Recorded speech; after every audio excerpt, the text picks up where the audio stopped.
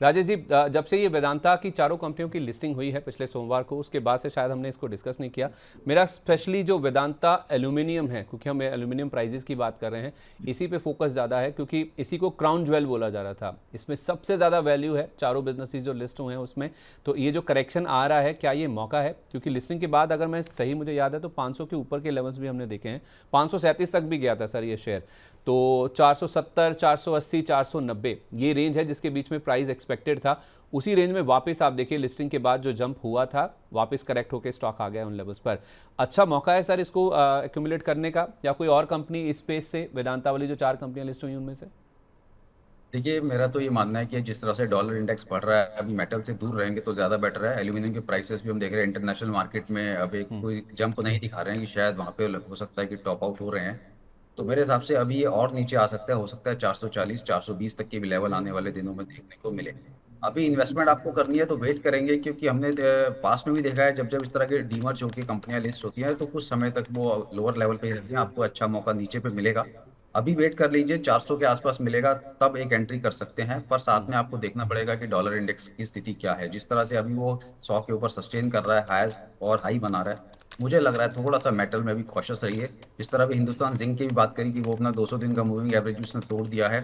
National aluminium देख रहे हैं कि लोअर हाई बनाना शुरू कर दिया डेली चार्ट में। तो कहीं ना कहीं वो चार्ट सेटअप अच्छे नहीं लग रहे हैं मेटल के लिए, तो फिलहाल दूर रहें तो ज्यादा बेटर है।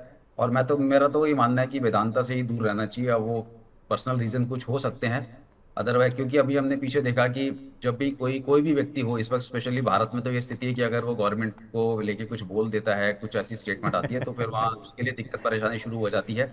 वो हमने देख लिया जिस वक्त उनको जेपी एसोसिएट के जो बोली से बाहर उन्होंने बोल दिया कि जी सबसे कम बिड मेरी थी और मुझे नहीं मिला, तो आप जब भी गवर्नमेंट पे कोई सवाल उठाओगे तो आप फंस जाओगे। उसके बाद हमने देखा बहुत सारी चीजें सामने आई हैं, इसलिए मैं तो फिलहाल वेदांता को भी अवॉइड ही करूंगा पर्सनली। जिसके पास है वो रख सकता है, मैं फिलहाल वेदांता को अवॉइड करूंगा। और जो चारों स्टॉक है फिलहाल वेट करो, लोअर लेवल मिलने चाहिए।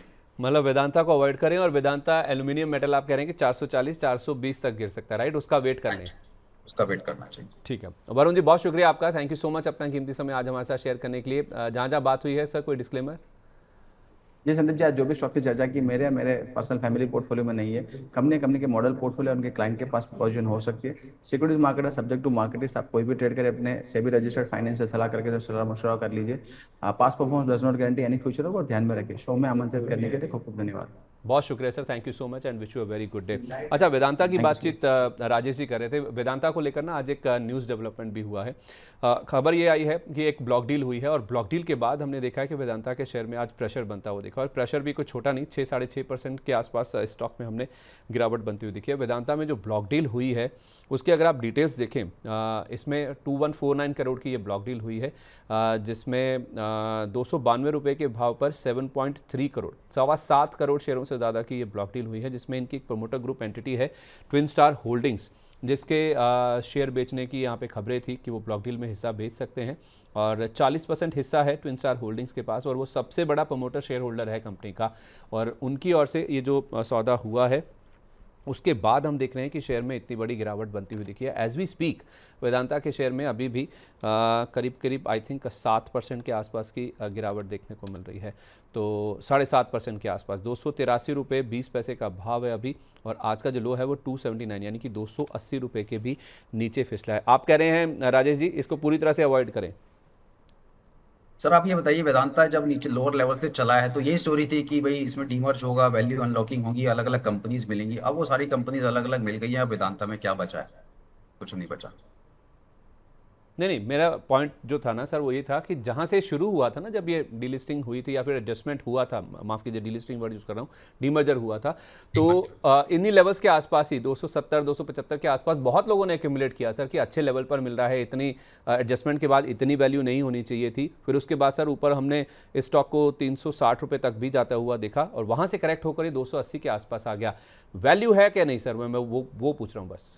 270-80 में तो लोगों ने कम लिया होगा, 320 30 350 पे तो बहुत लिया है। बहुत सारे एनालिस्ट को मैं सुन रहा था, वो सब इसको बोलते थे हर लेवल पे खरीदो खरीदो खरीदो। अब सब लोग वहां फंस चुके हैं, मुझे लगता नहीं कि दोबारा वो लेवल बहुत जल्दी आएंगे। पर यहाँ पर भी देखो, वैल्यू मेरे हिसाब से अभी भी नहीं है। आप कम से कम 225-30 आने दीजिए, तब देखेंगे। अगर यहाँ से रैली बनती भी है ना, तो भी इसको अवॉइड की लिस्ट में रखेंगे तो आप सेफ रहेंगे। 225-30 आने दीजिए। चलिए एक और इस पर राय ले लेते हैं। हमारे साथ लक्ष्मी सिंह इन्वेस्टमेंट के head of research Anshul Jain ji भी कार्यक्रम में शामिल हो चुके हैं। बहुत स्वागत है सर आपका, वेरी गुड मॉर्निंग।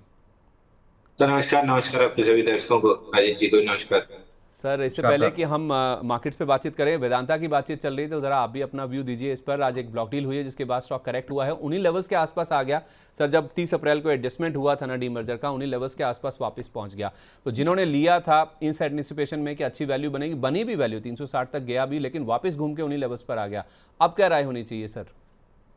अच्छा, वेदांता तो आपको याद होगा हम रेगुलरली डिस्कस करते आ रहे हैं। 1 जून से 340 का ब्रेकआउट फेल हुआ है 294 और 294 का लेवल हमने डिस्कस किया था। आज उसी के नीचे गैप डाउन खुला है ओपन हाई के साथ। तो जब तक अब 294 क्रॉस नहीं हो रहा, हाई लाइकली है कि 266 268 का जो सपोर्ट बैंड है इसको टेस्ट करते हुए दिखेगा। तो ये न्यूज तो बाद में आई है, ब्रेकआउट फेल होने की लिक्विडेशन पहले से ही चल रही है। तो 1 जून से जो हमने मिडल्स छोड़े हैं तब से अभी तक कुछ पकड़ा नहीं है। आप हिंजिंग में भी देखिए ब्रेकडाउन है, टाटा स्टील में भी उस समय ब्रेकआउट फेल हो रहा था। तो लगभग सारे मेटल स्टॉक्स में ब्रेकआउट फेल हो रहा था और उस समय हमने डिस्कस भी किया था कि मेटल से निकल के केमिकल्स में आ जाना चाहिए। मेटल में अब फेड आउट होते हुए दिख रहा है।